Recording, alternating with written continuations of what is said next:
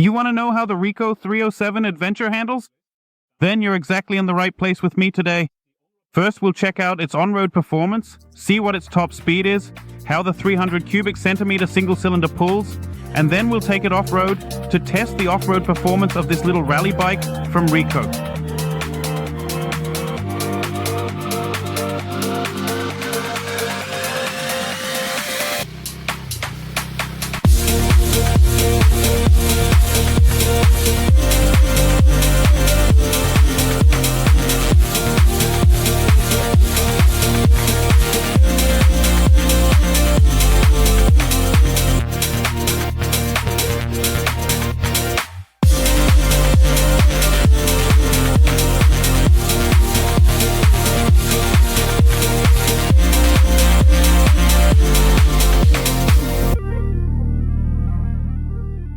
Yeah, so I already knew that the Rieju 307 Adventure would cause quite a stir, or rather, that there would be a lot of interest in this bike from the moment I first saw it, or even just heard about the price. In Austria, it's 5,200 euros. In Germany, it'll be somewhere around 5,000 euros. And today, in part 2, I want to take a closer look at how it actually performs. If you want to know how it feels to sit on it, all the details, all the technical specs, how to remove the air filter, and really see every detail of the machine, I've already uploaded the first part online. It's a 20-minute review. So feel free to check that out too if you really want to know exactly where everything is and what it looks like in detail. Today I'm really focusing more on the riding performance because of course we already know that this is a visually very appealing bike. No matter who I've shown it to, whether friends or even dealers who have nothing to do with the brand, pretty much everyone has confirmed, okay, it really does look cool. But of course, we also have to check how the whole thing handles on the road. So let's jump straight into the onboard footage. We'll check out the on-road performance, the top speed, and the acceleration. How does it feel in the saddle? What's the seating position like? And then, of course, we'll also head into an off-road section. So put your helmet on and let's get started right away. Seated on the 307, I want to take a quick look at the bike from this perspective to show you the controls. What does it look like from the cockpit view? And then we'll open it up and see what the 33.5 horsepower single cylinder can really do. If we look over to the left side, we can see that we have a set and a mode button. Here we have a 7-inch DFT display where you can use the Cockpit Ride app to display navigation or activate the Apple cable so you can mirror your phone one-to-one. If we look at the clutch here, its reach is not adjustable. But if we look over to the right side, we can see that we have a brake lever whose reach is adjustable. Here we have the ignition, a switch for the ABS, rear wheel ABS, a hazard warning system, and the start button. If we look up from this perspective, we can see that, in my opinion, for this price range, we really have a very easy to read display. And we also have a USB socket here, which is well placed because it's protected from wind and weather. So let's start up the machine and see if anything actually comes out of the aluminum exhaust pipe back there.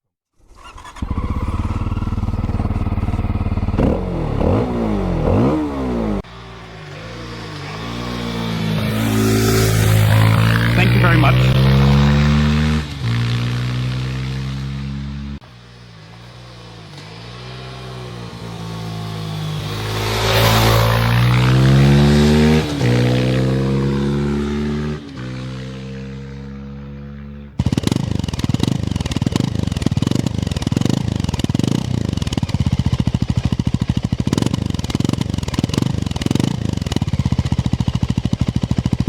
I have to say, for a single cylinder, it doesn't sound too bad.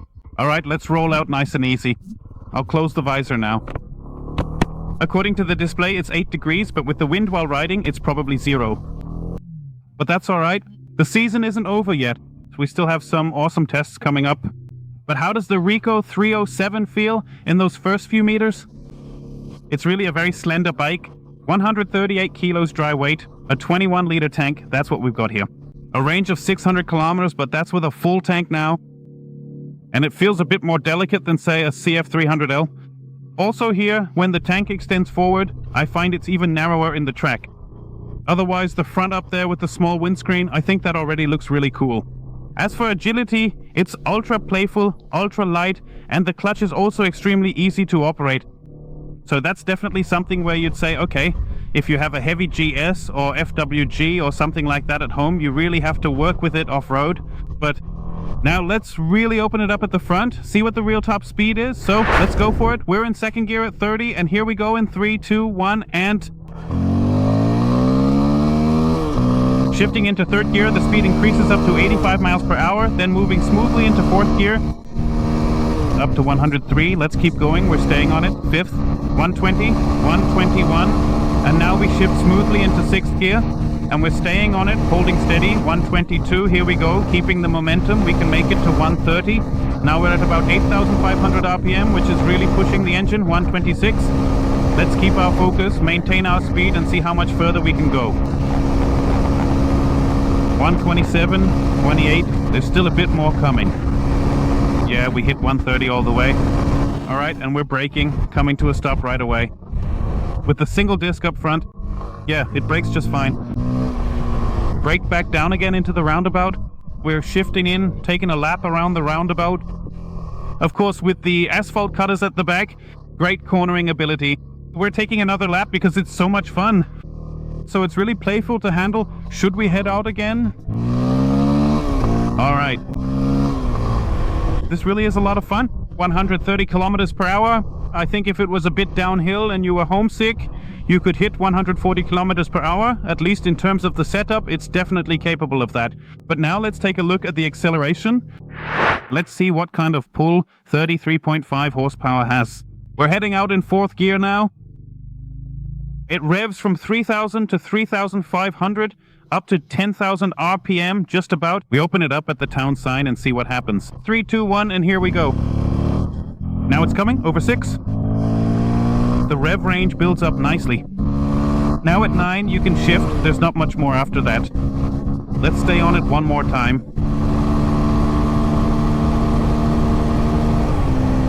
I think the gear ratios fit well.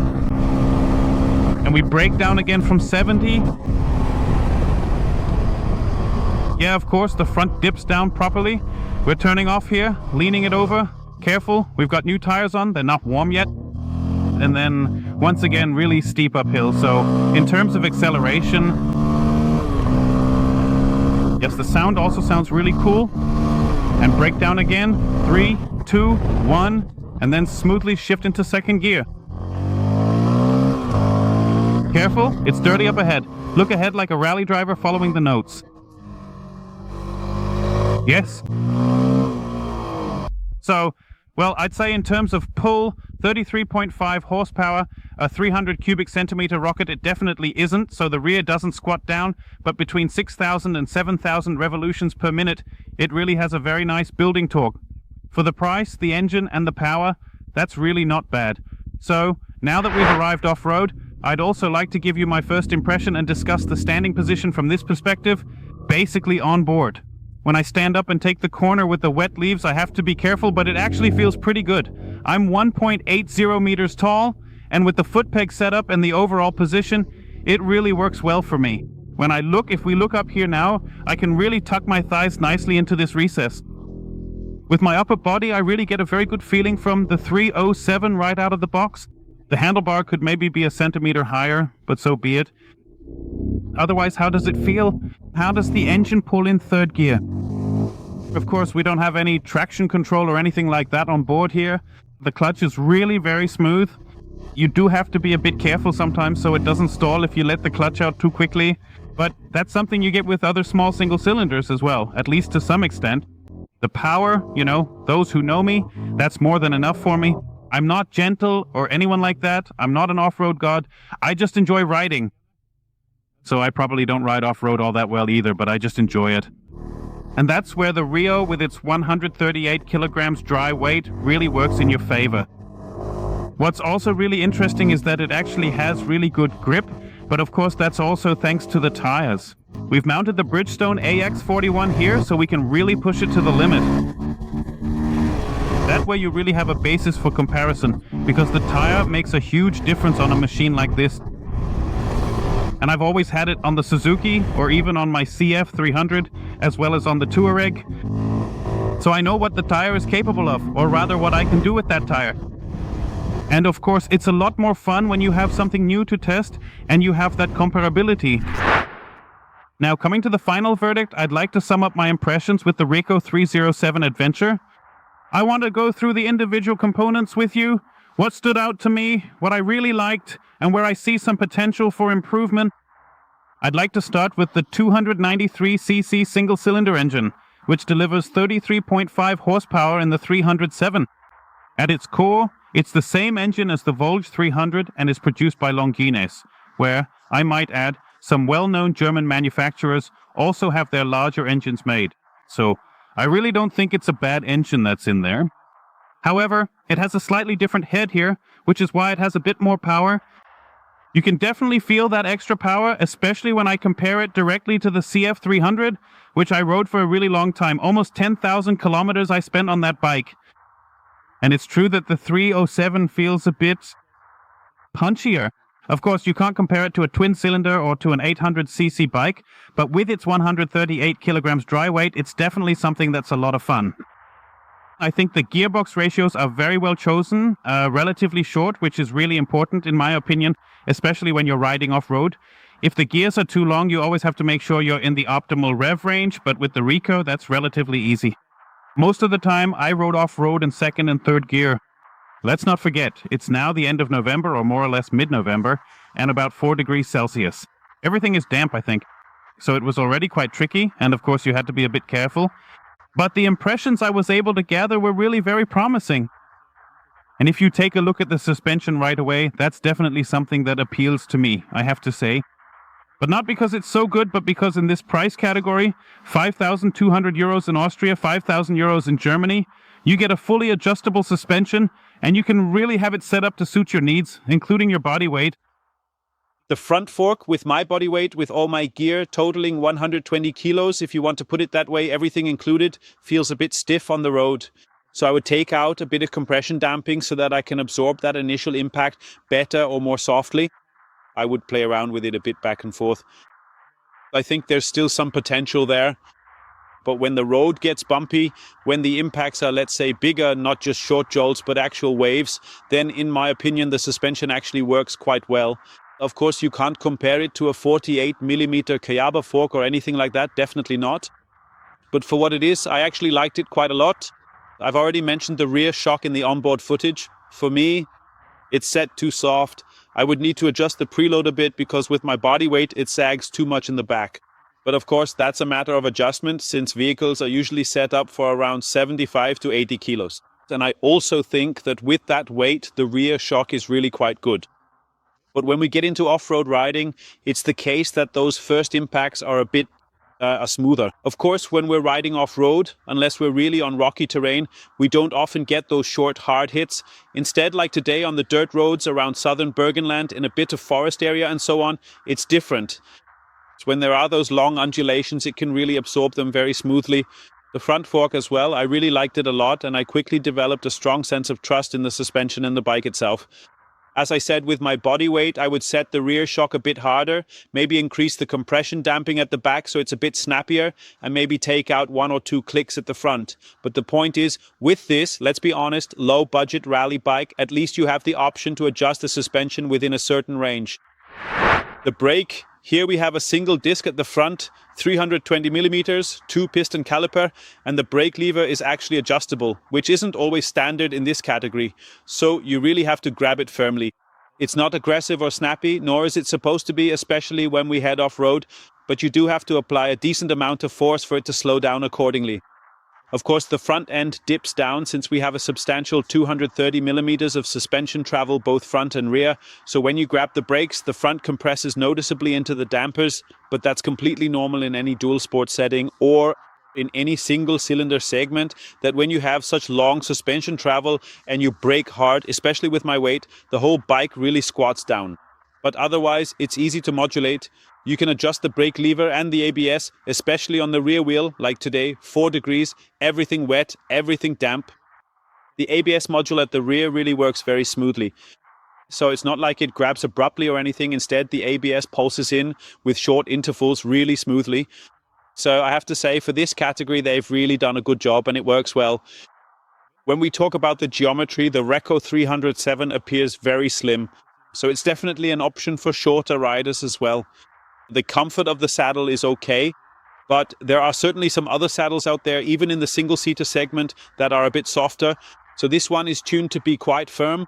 But after spending the whole day in the saddle today, I didn't have any issues with slipping off or getting a sore butt. I just want to point out that it's a bit on the firm side. What I also really like is that it's perforated up there.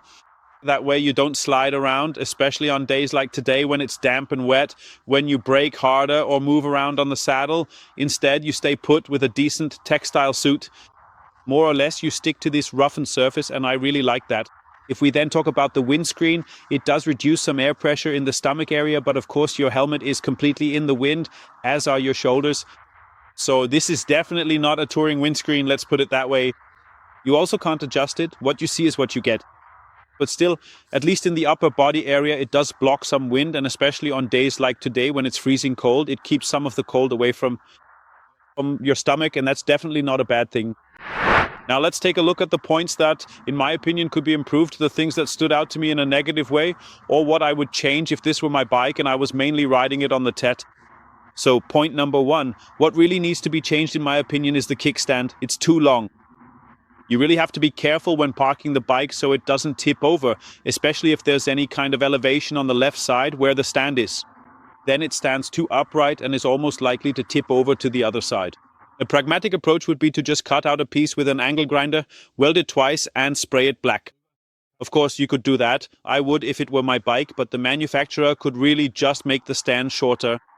Otherwise, there aren't really any major points of criticism. What do you want to criticize about a bike that costs 5,200 euros? It's clear to everyone that the controls aren't exactly top of the line, but they do have backlighting. The DFT display is really easy to read, and I have to say, with this mirror function, so if you use the Osman app, if you really ride with Ted and you put it in there, and then you actually have navigation right on your main screen, that's really cool. Otherwise, what would I change if it were my bike? So, first of all, I would definitely put an aluminum skid plate on the bottom, because on the Rieju, the exhaust header runs more or less underneath here. That's not the most optimal solution, but if you put an aluminum skid plate down there, you can really bash it against rocks and nothing will happen for a long time. So if you ever manage to punch through an aluminum skid plate that's about 8 millimeters or 6 millimeters thick, then you're already riding pretty hard. What else would I change? I would adjust the handlebar height at the front, swap out the handlebars, get a wider handlebar, and I would change the tires just like here. The original ones aren't bad. Even the tread pattern will get you pretty far, as long as it's dry. But I always prefer having the same tires, because then I know what the tire can do, both on and off-road. Here, for example, the Bridgestone AX41 that we mounted was also very reliable today, even when it was damp, cold, and the conditions were really tough for the tire. So that's something I would also change. Otherwise, handguards as well. I mean, they're made of plastic and actually pretty sturdy for plastic handguards. But if you put some proper aluminum handguards on there, then honestly, the bike is done. Of course, you could still add a clean beam here and there if you want to. But I would say, if you want to ride a TET and you have a skid plate, decent tires, saddlebags on both sides, maybe adjust the handlebars to your height, then you can really go far with this bike. Javits, is it your turn? Let me know your opinion about the 307 in the comments below. Is this a vehicle you might consider parking next to a big GS, next to a big Africa Twin in your garage? 138 kilos, costs a lot of money just for fun, for riding on a TET and so on. Would that be something for you? Let me know in the comments below. Or is your opinion that if you're going to invest in a dual sport bike, you'd rather go for something significantly more expensive with higher quality components? If you're going to do it right. Write your opinion in the comments below, I'd be interested to hear it. I hope I was able to give you a good first impression of the Rieju 307. If so, definitely give me a thumbs up. Feel free to subscribe to my channel, and it's possible that we might make 1 or 2 more videos with it. Let's see what the future brings. So I wish you all a wonderful day. Thanks for watching. See you next time. Ciao, ciao.